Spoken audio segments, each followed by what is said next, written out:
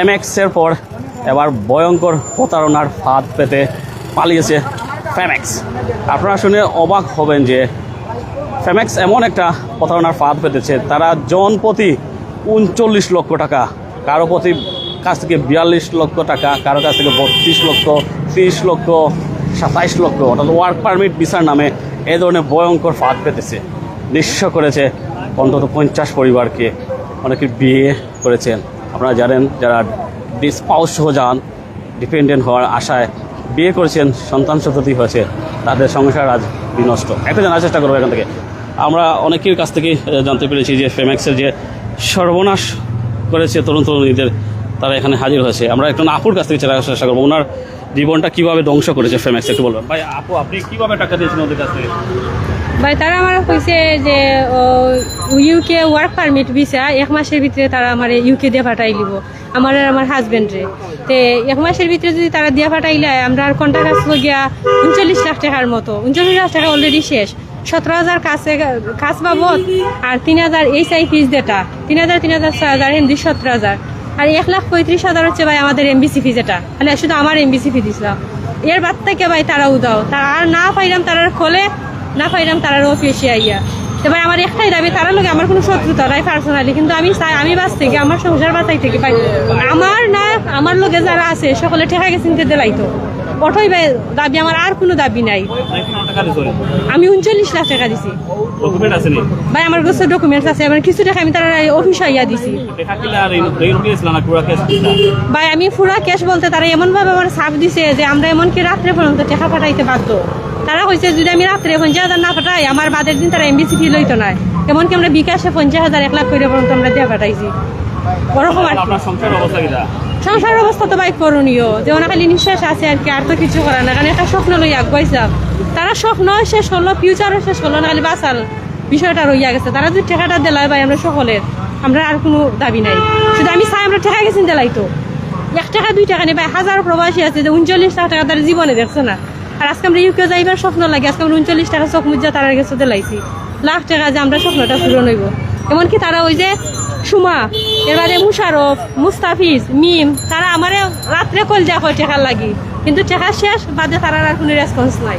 আপনারা এই প্রতারণা বুঝছেন না তারা ভাই, তারা সাইকোলজি ভাবে মানে এমন ভাবে মানুষের চেক করে, এটা আনবিলিভেবল। ওই যে মুশারফ ভাই, তাই না আমার কিতা হয়েছেন জানিনি যে বোন আপনি মিডল ক্লাস ফ্যামিলি থেকে আইসন, আপনার স্বপ্ন জানি, আপনি টাকা দেওয়া 1 মাসের ভিতরে লন্ডন দিয়ে পাঠাইলাম। আর যে বিশেষ করে সুমা ঘোষ ভাই, মানে কিতা কইতাম এরার কথা, আমি বুঝছেন এরার কথা কইবার মানে কিতা কইতাম, নারী হইয়া নারী জীবন নষ্ট করছে এরা না ভাই। আর কিতা এগুলো তারা কইয়া আসছি ভাই, তারা আর কোনো রেসপন্স করে না। আমি মুশারফ বাইরে আপনি যদি আমার হোয়াটসঅ্যাপ চেক করুন, মনে করো 200 কল দিছি, মানে ঈদের বাদ থাকিয়া 200-র উপরে একটা কল তারা রেসপন্স করে না। আর মাঝে সমাজে তাই বলে রিজান লই লিছেন, আমরা অত সব টাকা লইয়া তাই রিজান লই লিছ ভাই। আমরা এটা কিছু বুঝি না, আমরা ঠেকা গেছেন লেখ দেলাই লোক সবাই ঠেকা ভাই, কেন সবাই খালি আমার 39 লাখ, সকলের ওই 35 লাখ 28 লাখ।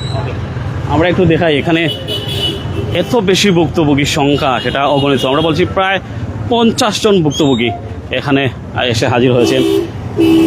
কোটির হিসাব যদি করি সেটা অন্তত 20 কোটির গিয়ে দাঁড়াবে, 20 কোটি হবে।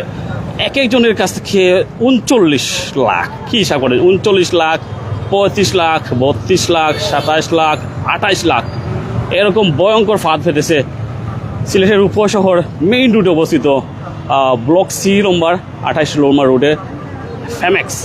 আপনারা দেখেন এই ফেমেক্স, তারা পলায়ন করেছে, অর্থাৎ ঈদের পর থেকে বা ঈদের আগ থেকে তাদেরকে আর কাউকে খুঁজে পাওয়া যাচ্ছে না। ফেমেক্স এমএক্স পালিয়েছে 10 কোটি টাকা নিয়ে, ফেমেক্স হয়তো 20 কোটিও চালিয়ে যাবে, এরকম অবস্থা। তাদেরকে একটু দেখাই এইসব কালপিটদের। ফেমেক্স অ্যাসোসিয়েটস আমাদের কাছ থেকে কয়েক কোটি টাকা নিয়ে উদাও লন্ডনে ওয়ার্ক পারমিট ভিসা দেওয়ার কথা বলে।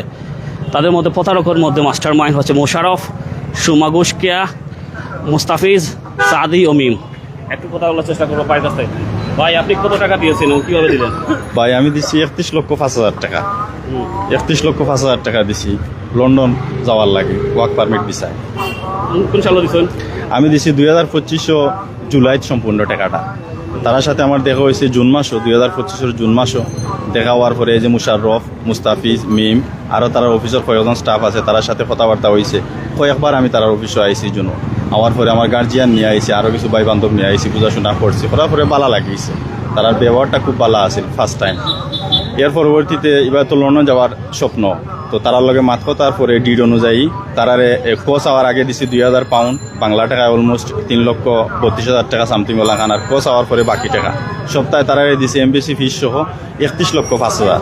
কিন্তু দুঃখজনক বিষয় হইল তারার লগে কথা আছিল যে রিফিউজ মারলে তারা আমার জানাইতো, বা 2 মাসের টাইম আছিল, 2 মাসের ভিতরে সম্পূর্ণ প্রসেস, কিন্তু তারা 2 মাসের ভিতরে আমার জানাইছে না। রিফিউজ যে মারছে আমি জুলাইত জমা দিছি, জুলাইয়ের 30 তারিখ জমা দিছি বিএফএসও, কিন্তু আমার রিফিউজ মারা হয়েছে আগস্ট 2025 আগস্ট, কিন্তু তারা আমারে জানাইছে না। পরে নভেম্বরও টাকা ব্রিটিশ হাইকমিশন থাকি যখন আমার সে কল আইছে, আওয়ার পরে হয়েছে যে রিফিউজের বিষয়ে আপনি জানেননি আপনার রিফিউজ মারা হয়েছে। তখন তো ভাই আমি উবাত আসলাম, উবা থেকে পরে গেছি বলে আজকে আমি 2025 এই জুন থাকি জুলাই থাকি নভেম্বর পর্যন্ত আমি বিশাল লাগে অপেক্ষা করাম, লন্ডন যাইতাম, কিন্তু এখন কয় আমার এই রিফিউজ। অথচ যারে আমি বিশ্বাস কইরা, যে প্রতিষ্ঠানটা বিশ্বাস কইরা আমি টাকাটা দিলাম, তারা আমারে হয় না। পরে ইমিডিয়েট যে সময় 12 দিন আইসে তারা গেছে, আওয়ার পরে কইলাম ভাই ইতার নাম কিতা, ঢাকা থেকে আমার ফোন দিয়ে এইরকম হয়, ইতার নাম কিতা, হয়তো তো ভাই আমরা জানতাম না, সলিসিটারে আমরা কইছে না, সলিসিটারে আমরা বিমানে করেছি। ও আমি কইলাম তুমি কিতার বিদেশের হামলা, লক্ষ লক্ষ কোটি কোটি টাকা মানুষ লইছো, তুমি কই সলিসিটারে জানে না, তে সলিসিটার খেয়ে তুমি জানে না, সলিসিটার লয়ে কাম করবো না, ভাই আমার টাকাটা দিলাম, আমার তো কাগজ লেখা 15 দিন থেকে 1 মাসের ভিতরে দিলাইতা টাকাটা দিলাম। এখন কয় না এই ডিসেম্বর নভেম্বরও পারতাম না, ডিসেম্বরও দিব, নভেম্বরও পারতাম না, ডিসেম্বরও দিব। ও তাকি যে শুরু হয়েছে ভাই আর একটা প্রতারণা, ই তো একটা প্রতারণাও হয়েছে, তারা আমারে বিশাল লাগি অপেক্ষা করে এলো আইছে দীর্ঘদিন, কিন্তু আমার রিভিউজ মারিচ্ছে ভাদ্র মাসও যেদিন জমা দিয়েছিলাম, একটা প্রতারণা করছে। পরবর্তীতে টাকা দিলাম দিচ্ছি হইয়া পরে আবার তারা 15 লাখ টাকার এক্সট্রা চেকও দিছে আমারে, ফেব্রুয়ারির 22 তারিখ সম্ভবত আমার চেকটা আছে ডেট দিয়া, আও চেকও ফাঁস হয়েছে না, তারা আমার কোনো টাকা দিচ্ছে না। এখন পর্যন্ত ভাই আমি ভুক্তভোগী। আপনি কত রেখা দিচ্ছেন? 31,05,000। এখন দাবিটা কিটা? এখন দাবি একটাই ভাই, আমি অলরেডি ব্যক্তিগতভাবে মামলা করছি কোর্টও, আইনের প্রতি শ্রদ্ধা ছিল ইয়া, তারা কাছ থেকে কোনো রেসপন্স পাইলাম না করে। মুশারফে কল দিতে মুশারফে টাইম কল ধরেন না, মুস্তাফিজে মাঝে মধ্যে কল ধরেন, কিন্তু ই যে কথাবার্তা মুস্তাফিজর ইটা কোনো মানে টোটাল আউট অফ টপিক, মানে আমি যে টেকা ভাই কোন দিন দিতা এটা কোনো মাত নাই। তাই আমি মুশারফের লগে মাত্র আমতে দেখরা আমতে টেকা যে গুদামও আমাইছে এই গুদাম থাকবে ভাই বাড়ার না, ওটা একটা কথাবার্তা হইলো ভাই। কতদিন থাকি অফিস বন্ধ? এই অফিস ঈদের পর থাকি বন্ধ ভাই। অফিস এখন ফোন ধরেনি? জি না, তারা কেউ ফোন ধরে না। মুস্তাফিজে মাঝে মধ্যে ফোন ধরে, ফোন দিতে ফোন ধরে, ফোন ধরার পরে তখন কে এবার এমন মাতে যে মাথায় কিতা হইতাম যে দিনাম আমি মুশারফের লগে মাত্রাম এটা ব্যবস্থা হইব, ধৈর্য ধরে অপেক্ষা করো। শেষ পর্যন্ত আমি যেটা কইতাম সেইরাম ভাই, মূল কথা হয়েছে আমরা পয়সা কিন্তু আমরা পাইতাম, আমরা প্রশাসনের কাছে জোর দাবি এবং অনুরোধ করলাম, আমরা এখানে যারা ভুক্তভোগী আছি আমরা সবে পয়সা গুনতা পাইতাম, পাশাপাশি তারা যে আমাদের লাগে প্রতারণা করছে এই প্রতারণার বিচারটাও আমরা আইনের প্রতি শ্রদ্ধাশীল এবং মাননীয়।